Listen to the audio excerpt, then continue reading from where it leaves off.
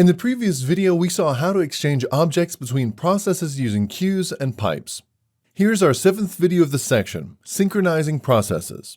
In this video, we'll check out the process management with the barrier. Multiple processes can work together to perform a given task.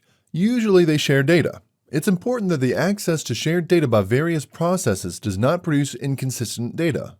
Processes that cooperate by sharing data must therefore act in an orderly manner in order to access that data. Synchronization primitives are quite similar to those encountered for the library and threading. They are as follows. 1. Lock.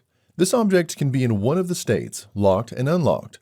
A lock object has two methods, acquire and release, to manage the access to a shared resource. 2. Event. This realizes simple communication between processes. One process signals an event and the other processes wait for it. An event object has two methods, set and clear, to manage its own internal flag. 3.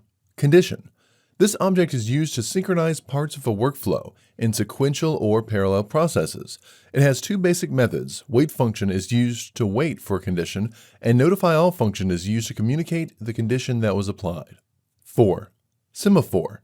This is used to share a common resource, for example, to support a fixed number of simultaneous connections. 5. rlock. This defines the recursive lock object. The methods and functionality for rlock are the same as the threading module. 6. Barrier. This divides a program into phases as it requires all of the processes to reach it before any of them proceed. Code that is executed after a barrier cannot be concurrent with the code executed before the barrier.